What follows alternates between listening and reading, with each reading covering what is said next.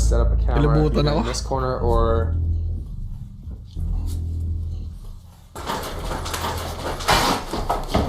Stop! Uy, gago.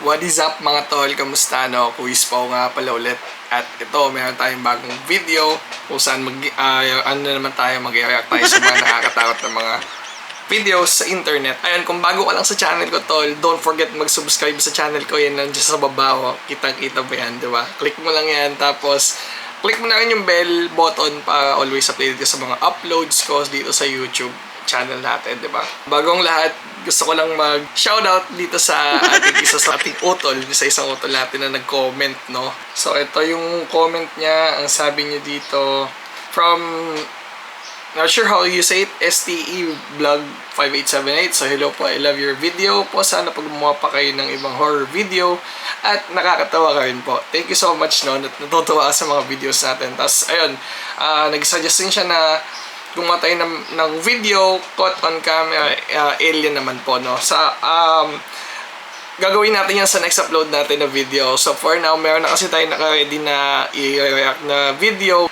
Huwag natin patagalin, mga tol. G na natin, no? Yung mga tol, let's go!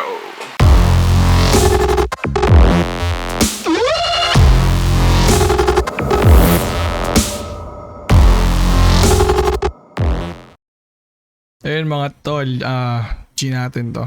Ayan. Play natin. So, ito na. Top 5 ghosts caught on camera. Turning the tables. Paranormal investigators Jordan and Johnny from the YouTube channel Paranormies were contacted about an old abandoned farmhouse that's said to be extremely haunted.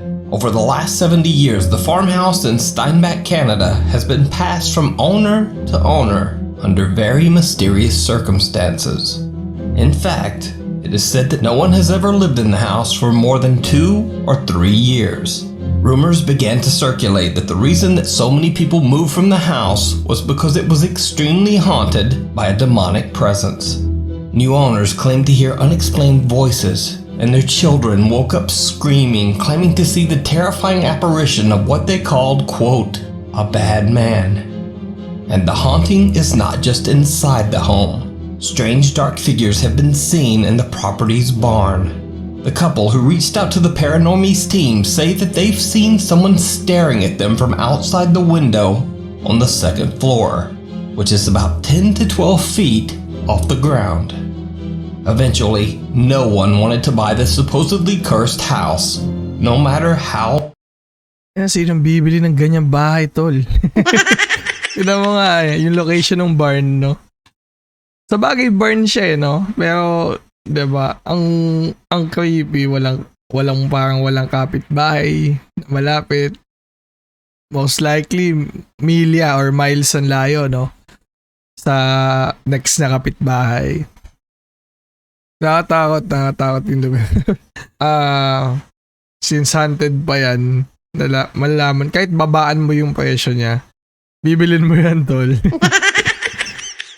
Diba? Siyempre, usually naman, mag-research ka muna, no? History ng bahay. Alamin mo yan. So, tuloy natin. Below the price. The farmhouse has now been abandoned for years. Paranormies team member Jordan sits down in the home's bathroom to do a sensory deprivation session. So while team member Johnny asks questions, Jordan will be blindfolded with headphones blocking out all other sound, except what comes through their spirit box. What happens next shocks them both. I'm doing sensory deprivation here. We got this camera and this camera. We heard some noises coming from this area while we were kind of just setting up the cameras, and it just sounded like it was trying to draw us into this area, so we wanted to do a sensory deprivation here. But we're going to be doing it a little bit differently. Jordan's going to be in here, and he's going to be calling it out, and I'm going to be wandering around the house so we can kind of just split up and see what we can hear. If you're the one who scared that couple off, can you make a noise for us? Eat me too?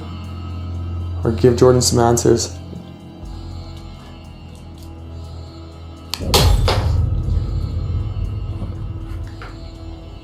May nahulog. Parang nahulog o nabasag, tol.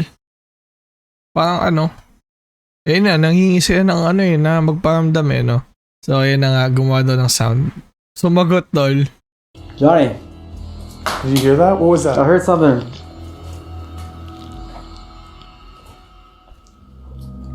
It was this light bulb, dude. A light bulb. Look. Bumbilya nahulog. Oh my god. That wasn't already there? No. Not long after Johnny asks for the spirit to make a sound for them, a light bulb mysteriously falls to the floor, right outside the bathroom where Jordan is sitting. When slowed down, you can actually see their static camera capture the moment the light bulb falls to the floor. Now, this could just be a very strange coincidence. Nakuhaan na no? Galing yung camera nila eh. But what happens next is a lot harder to explain. While setting up more static cameras, things take a terrifying turn. Okay, yeah, so I kind of want to set up a camera in that corner there, and I want to set up a camera Kalabutan either ako. in this corner or...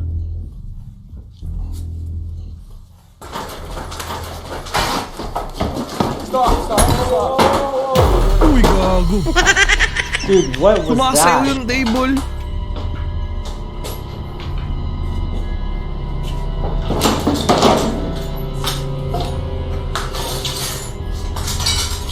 What? Ang inakita niyo yun. Bumagsak at hindi ko alam yung hagdan eh. Ano ba yung hagdan? Naka-fix ba yun pababa o naibababa siya? Kasi parang may ano eh, may sound eh, may banging sound nga. Tama yung ano niya, yung caption. Tapos yung pagtutok yan ng camera, yung table, sumasayaw to, lumiikot na nakabaliktad. Parang weird. Na thinking dalawa lang sila dito, no? Kita naman natin eh. Man. Jordan. What? Are you okay? Are you okay? Tinapakan niya yung table. Where should we go, dude? I want to get out of here for a minute, dude. A heavy table takes a hard flip over boy, all on its own, and the two Oy. investigators are understandably a bit freaked out. But there was something else that happened during this creepy incident. Something you might not have even noticed. There's a lot that was going on during the table incident that I think was missed. And for me personally, one of the scariest things, aside from the table being flipped, was hearing the footsteps coming down the stairs. Stop. Oo nga, tol, parang may tumatakbo pababa ng hagdan. Parang pasugod eh. Parang tumatakbo. As ang bigat ng footsteps. Tangina. Grabe yun, men. Lalo yung pagharap niya sa camera dun sa table. Doon ako na nag-goosebumps eh. Ayun o. Uy! Something seems to actually run down the wooden stairs, and a split second later, the table is flipped over violently. Sumasayaw eh. Jordan and Johnny take a break before continuing their investigation. Then they head to the Hindi pinakita yung taas. Wala sigurong happening yung taas, no? Ni-skip na. farm's barn. The two guys question whether the necrophonic spirit box app they're using is actually working. And they get a very unexpected answer. Is necrophonic real? Sasagot kaya to. Does it sound like some... Uy! May namamato boy. What was that? May tumatalsik eh. That's what that was. You throw a box, you say yes to the box. Tangina tol, pansin nyo yung mga multo dito sa bahay nila, violente, no? Una, nagbasag ng bombilya. Ano yung pangalawa? Parang tatamaan sa table, nagwawala eh, no? Pero sa gitna tumigil yung table eh. Pero sumasayo eh, no? Tapos ano yung nangyari sa ito pa, namamato. Yung bahay ito, no? Demonyo yata yung nandyan eh. Natingan natin. It sound like some...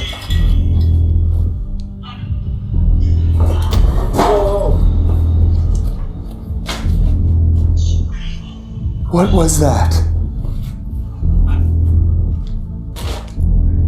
You make something else move.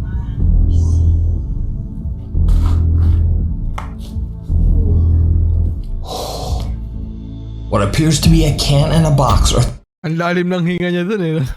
thrown across the barn. No? The paranormies guys quickly run over to the back of the barn to investigate, but there's no one there. The guys have no idea what could have suddenly launched these objects into the air. Soon after, Jordan and Johnny call it a night and end their investigation. But after uploading their video to YouTube, their viewers were shocked to see something that the paranormies actually missed while exploring the abandoned farm. Take a very close look. This place, all the glass is shattered and stuff.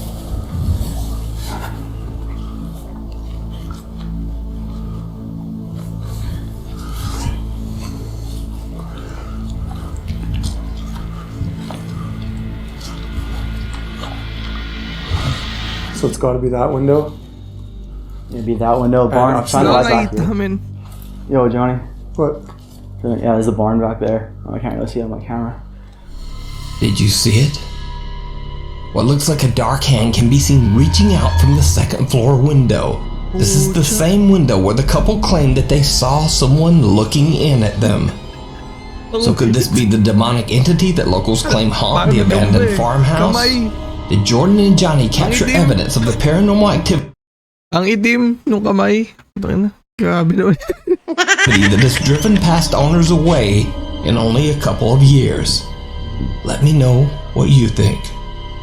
You can watch this full 2-part series and many more scary investigations over on the YouTube channel Paranormies. Someone Aalis ka talaga dun sa bahay. Violente yung multo niya eh. Oh, wait. or something. Paranormal investigators Tarek, Merrick, and Rimsey from the YouTube channel Paranoiacs travel to a remote abandoned house in the middle of nowhere in Austria. The structure, surrounded by nothing but snow, looks like something straight out of a horror movie. In the dead of night, the three friends brace the icy cold weather to explore the creepy building. They quickly realize that they might not be alone. İşte böyle bir tarafa doğru. Ona geçti pardon.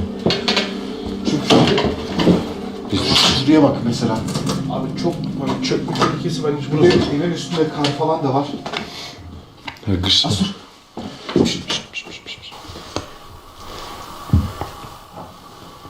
Tam üstümüzü yürüyor. Onu açayım. IMF aç. Ben işte numarayı açayım. May naglalakad sa taas, tol.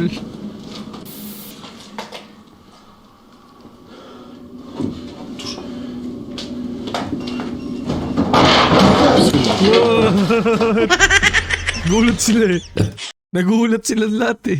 Paranoiac team hears strange sounds, almost like footsteps coming from the second floor, and soon after a heavy door falls over on its own. They question what they might be dealing with, something paranormal or someone up to no good. The three explorers hear more strange sounds coming from upstairs, and they cautiously approach the staircase to check it out. It did not go well. Seslerden ben de şoktayım da yine de hemen çekip konuşup çıkmamız gerekiyor. Şu bir mezara benzemiyor mu?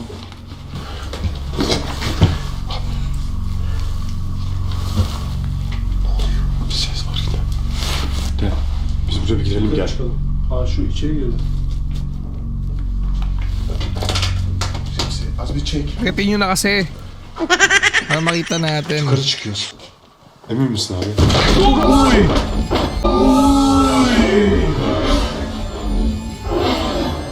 Puto. Violente ulit. mga multo sa ibang bansa, no? Mapanakit. Yan. Abi ne oluyor? O nereden geldi ya? Yukarı çektin mi? Hiçbir şey yoktu yukarıda. Çektim abi de. Resmen üstümüze attılar. Yani, Hayır, yolu kapattılar. Abi bence burada var ya hiçbir yerden gımıldamaya gerek yok. Abi şunun iğrençliğine bak. Ha şurayı... As they are debating whether to go upstairs, The decision is made for them as a heavy bed made of straw is thrown down the staircase, blocking their path.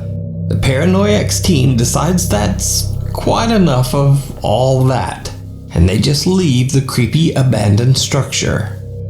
But once back outside in the freezing snow, they take one last look back at the building. Benim ışık yine gitti. Abi ses. Ne oldu lan abi? Tövbe yarabbim. Işık mı var orada? Az yukarıda da var. Şu Abi bir şey var orada. ne oluyor lan? Abi bak siyah bir şey var. Görüyor musun o? Yürü yürü. Bu işin şakası yok. İçeride resmen cin düğünü var.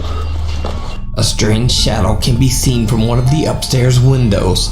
The investigators believe the entity to possibly be a jinn. But what do you think? Were the investigators dealing with a dark presence? Is it a homeless squatter who was simply defending his territory? Or is it all just an elaborate hoax? Pili ko nga din, homeless na yun. Diyan lang nakatira kasi, di ba, syempre, haunted house. Walang manggugulo, walang magpapaalis. So, diyan na siya nagsay sa taas. Kaso, ang lamig dyan eh, no, may snow. Dapat, kung tao yan, meron yan dapat, parang apoy ba, bonfire, gano'n. Siyempre sa loob siya ng bahay, so dapat may at least chimney, di ba? Eh, kung nasa taas siya, ang lamig niyan, paano siya mag-aapoy dyan, di ba? So, ayun, pwede ding hoax, pwede ding ginawa nila, sinet up nila yung na yan, ang script na yan, yung ano ba tawag dito? Yung video na yan, di ba? Ginawa nila talaga. So, hindi natin alam. We'll never know, pero ayun, nakakatuwa siya pero hindi naman siya nakakatakot. So, natin yung susunod, sana maganda. You decide. You can watch this full video and many more creepy explorations over on the YouTube channel, Paranoiacs. If you see a video that you think would be perfect for the top 5, or if you have a ghost hunting channel and you caught something great, contact me at nukestop5@gmail.com. The Ghosts of Petworth Chapel.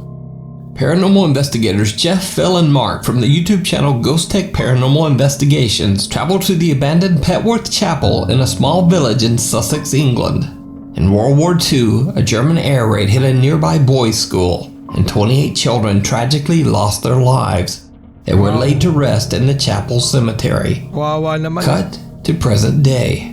Locals and visitors to Petworth Chapel say that they have seen and heard the apparitions of children playing in the cemetery. And there is even said to be another ghost haunting the chapel, as many believe that the spirit of the cemetery's loyal longtime groundskeeper still haunts the property. So as Ghost Tech begins their paranormal investigation late one night, team member Phil experiences something that he just can't explain. Swap you over with that. Someone just pulled my jacket. Saka may naglalong parang nabaling sanga eh, no? Takot eh. Nag-ano pa eh, gumawa pa ng paranormal video, takot na takot, no? I wonder why you moved a bit quick then. Phil says he feels something tug at his jacket. Now, chilling as that might be, unfortunately, the static camera doesn't capture the creepy event. But later into the investigation, when the Ghost Tech team are inside the Petworth Chapel, Jeff takes a few photos, and what he captures is downright chilling.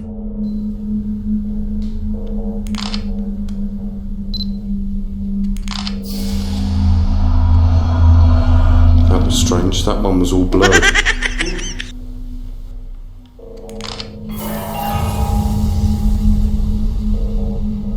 Don't move, Phil. Something's not right. Dikit yan, nakayakap yan. Jeff takes a picture of Phil, and at first everything seems normal. Nothing out of the ordinary. But then, a dark mass seems to rise right up out of the ground next to Phil, seemingly reaching out to him. So is it possible that Ghost Tech captured one of the spirits still restlessly wandering the cemetery grounds? Did whatever it was that tugged on Phil's jacket follow him into the chapel? You decide. You can watch this full video and many more investigations of tragic and chilling hauntings over on the YouTube channel Ghost Tech Paranormal Investigations. Ayos lang, hindi nakakatakot. Pero, pwedeng legit, pwedeng hindi. No? Kasi, parang ano kayang i-edit yun Pero, kung legit yun, creepy yun, tol. Kasi, may entity sumama sa camera mo na una parang naka-load siya. Tapos, nakita natin, no, ano na, malapit na sa kanya, parang inaabot yung pinipicturean. So, ayun. Hindi ako natakot pero ayos lang. Goods lang. Kasi di natin sure kung totoo o hindi di ba? So, ayun. So far, tuwa pa lang ako dun sa may sumasayaw na table. Pero, ayun, next, G natin yung kasunod. Sana maganda na. And still, really haunted. I featured the YouTube channel Really Haunted many times before, and for good reason.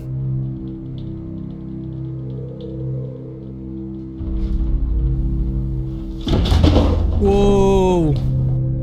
Ayan, yung mga gusto kong video kasi yung mga CCTV, no?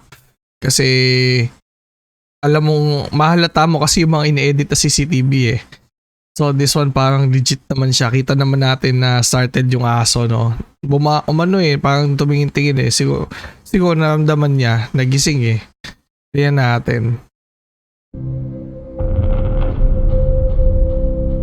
YouTuber Lee has uploaded some truly bizarre videos of an ongoing poltergeist haunting that he says is occurring. I think they're usually bugs or dust. But in this Bugs or dust. Pero yun, ito malakas yung nag-flip yung upuan case, if you watch closely, you can actually see some sort of orb appear for a split second on screen near the chair right before it violently flips over and breaks into pieces. And amazingly, check out the doggo on the couch. He's not even bothered at all. But maybe living in this house, he's just used to it. But cut to another night, and Lee is fast asleep in bed. And then this happens.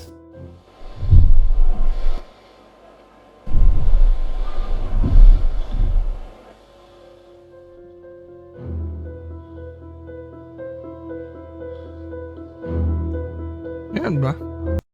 Ibig sabihin, either may pumasok sa sa bahay nila kasi iba yung security sa US no? Sa ibang bansa.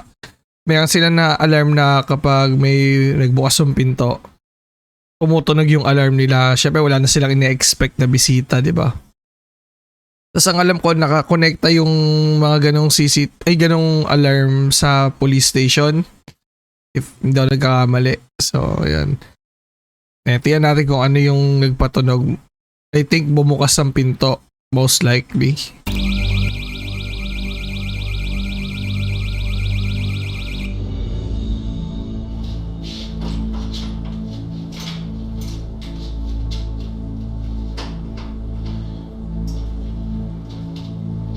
We can hear heavy thumping footsteps on the floor, and then the nightstand suddenly flips over on its own.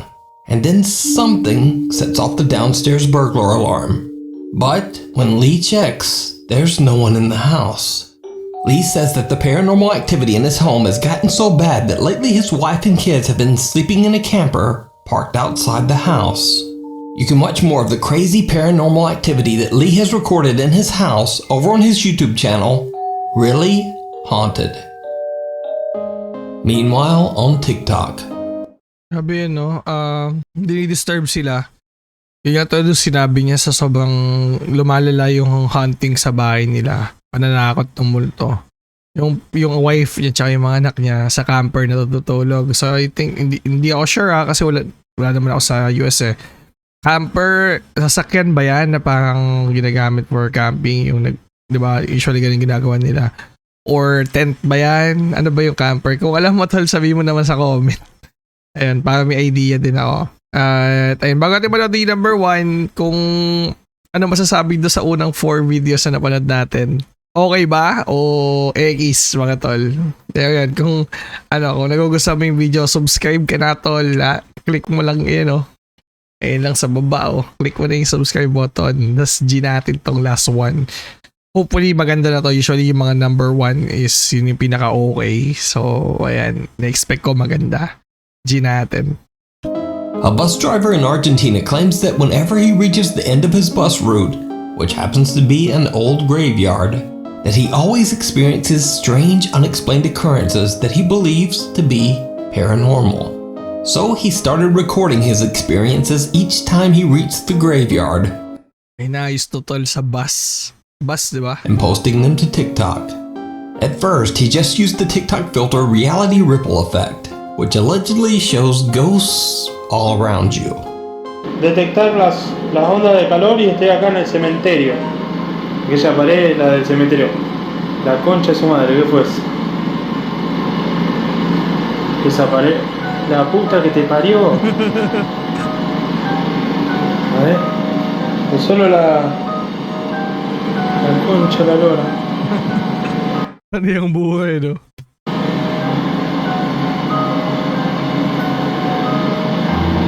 A ver.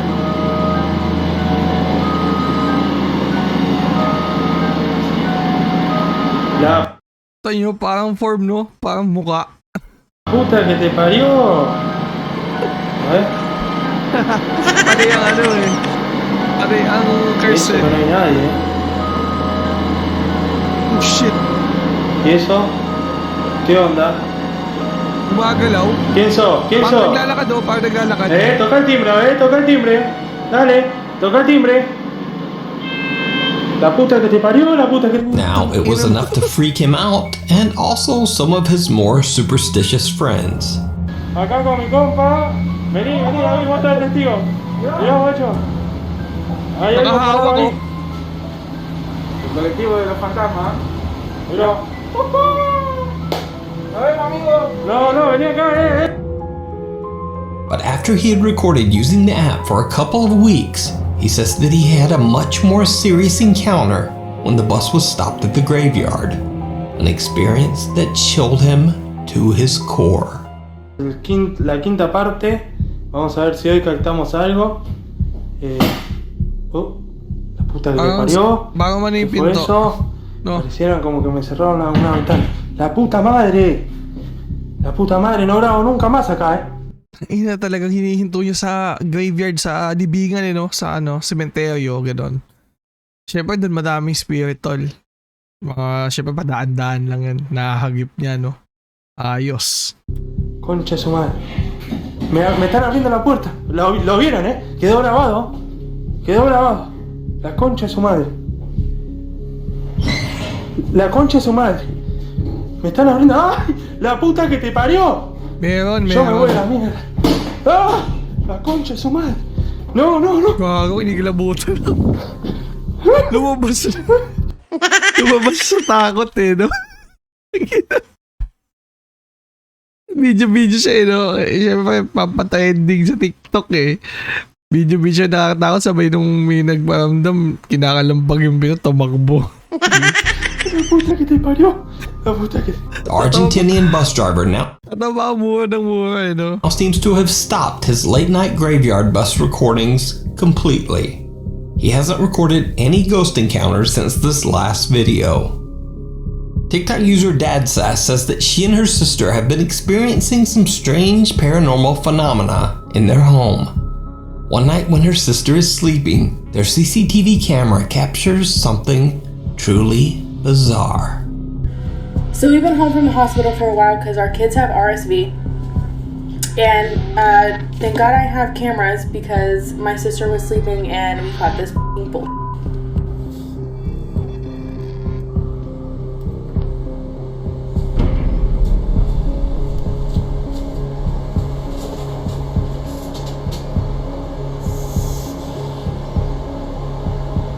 Parang may gumalaw na ko. Ay! Gagi, nihila yung kumot, tol.